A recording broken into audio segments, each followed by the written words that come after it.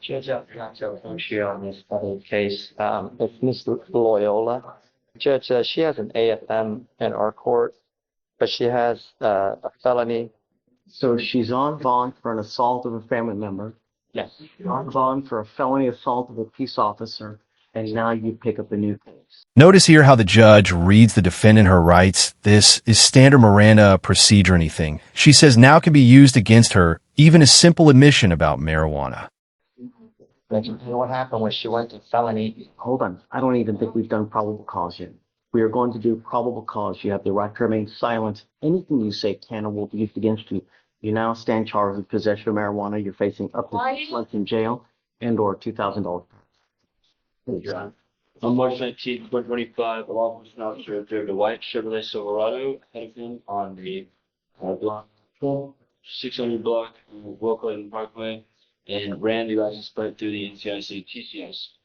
Registration was shown to be expired as June 2024. Traffic stop was initiated and the law enforcement officer made contact with the defendant.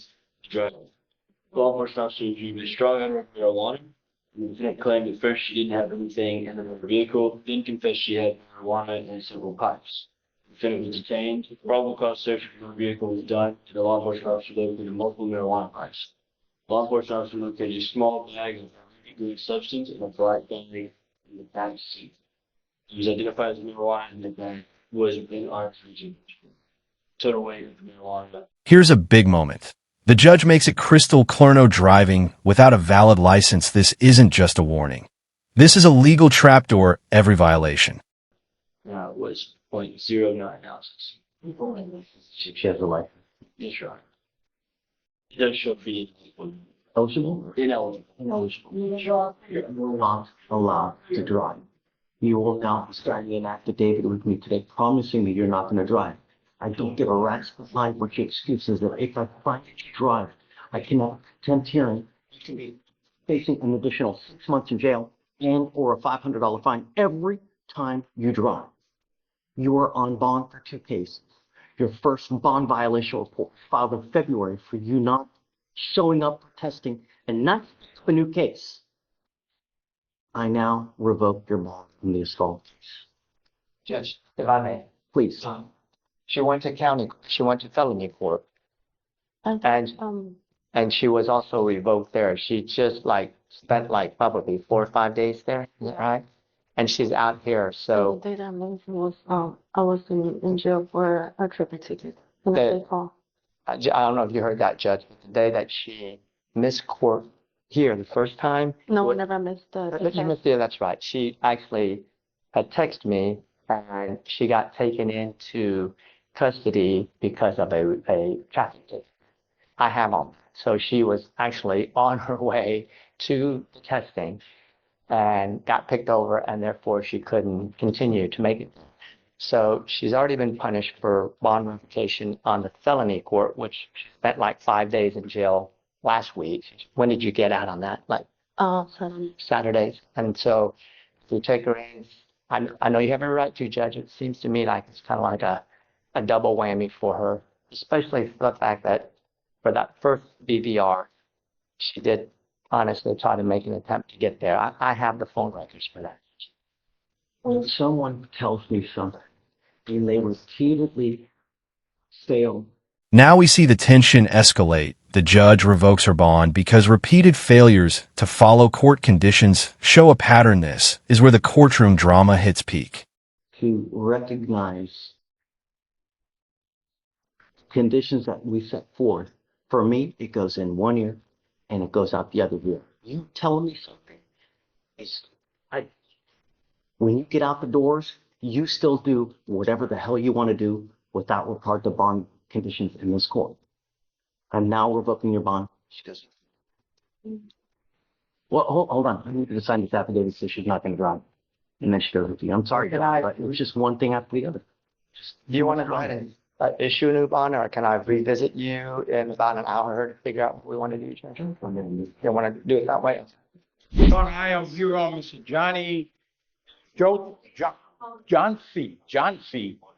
Joseph, alleged BBR violation, Judge. Sitting over in the jury box. It's my understanding that he left his area, curfew area on 9:07 p.m. on 5/20 on came back at 9:31, approximately 24 minutes. I spoke with him. It's my understanding that he went over to his sister's house because he and his girlfriend had gotten into a heated discussion. He informed me. Mr. Joseph. He informed me that he left to stop proceeding to assault or possibly assault between the I two. do everything in my power to try to prevent people from going back into custody. But some people just Switching gears, the focus shifts to Mr. Joseph and his bond violations. The judge is balancing empathy with authority, acknowledges the reasoning for leaving, but refuse. I don't know what I can do to get your attention. We now have 2 open cases, and now this is your second bond violation. What do I need to do to get you? What do I need to do to get you? Is it putting you back in jail, Mr. Joseph, and making your bond? Hi. Your actions tell me. This is what we're going to do. I'm sending him now for a drug and alcohol test. I want to know what, if anything, is in the system.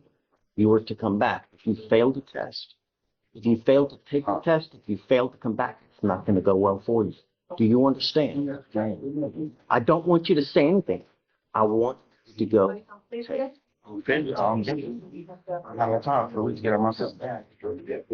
You have been on bond, Mr. Joseph.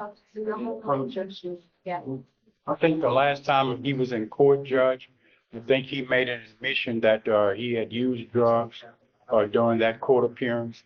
And if that's the case, he may be correct in that it may still be in the system, Your Honor, because it hasn't been 30 days.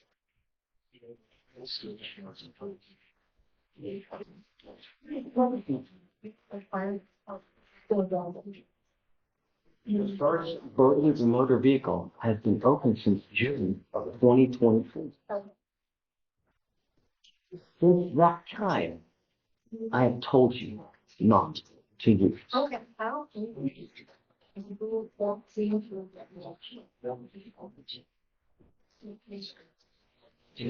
I don't know what we're gonna do. Take a seat. Thank you, Judge. Last year. She came in later then. But now we have another set of bond violation for you. Why would I continue to let you go? I let you go already once and you did it again.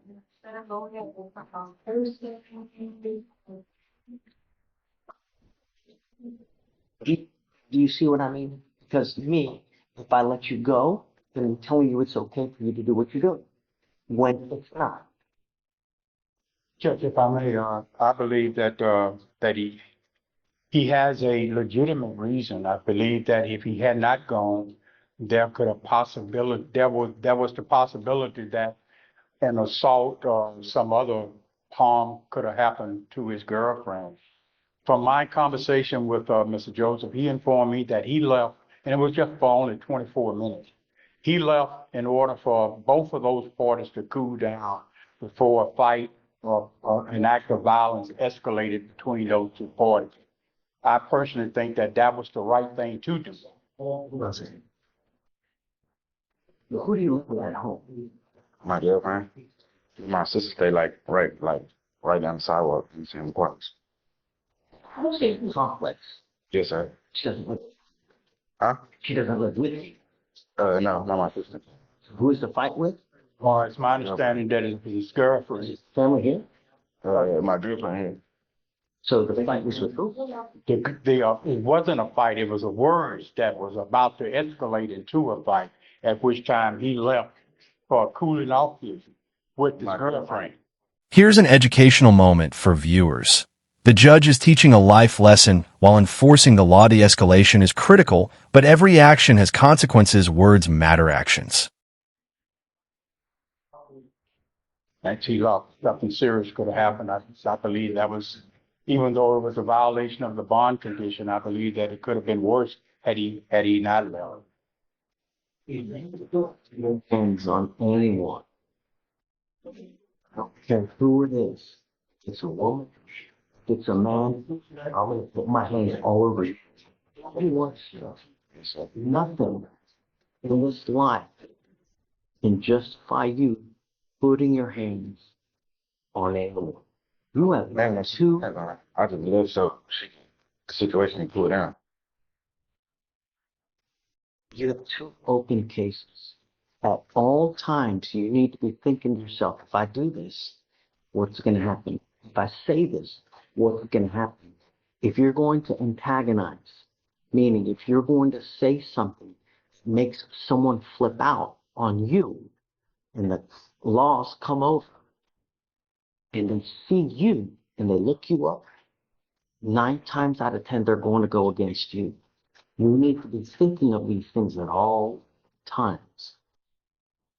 You get into a fight with them, words. Finally, we hit a motivational twist. The judge goes beyond punishments, offering resources, guidance, and a roadmap to responsibility. This is courtroom justice meeting real-world mentorship. Notice how. Always going to end up back with you.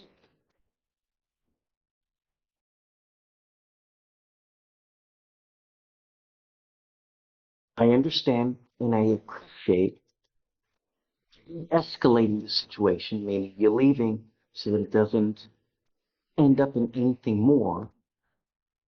But it shouldn't be like that in the first place. Are you working? No, I just did 3 job applications. I went on.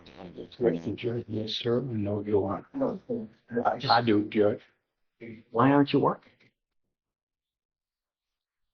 I just recently started jobs.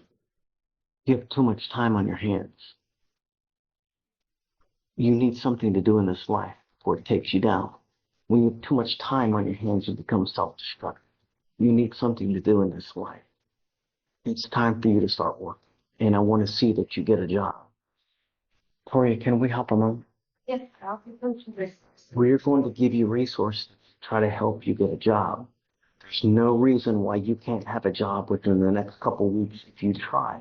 When you put your heart and soul into it, you can achieve damn near anything. How badly do you want it? That's what it amounts to. And when you do get a job, if you really do a bang-up job, and if you do well, and you don't do stuff half-assed, all you're going to do is you're going to go up, and you will make more money. The higher you go up in the job, the more money you're going to make. And then everybody's happy. When you get to buy nice things, that's what life's about. Not these janky, stupid-ass jobs where you're making $6 an hour. No. Work hard so you can make a lot of money. All right. Great. I'm not going to ding you. I don't want any more issues.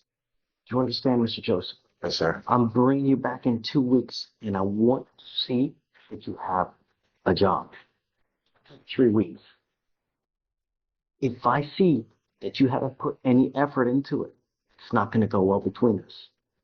I also don't want you to use any dope. Do you understand? Yes, sir. If I find that you tested positive, likewise, it won't go well for you. I understand. Thank you, Your Honor. Good.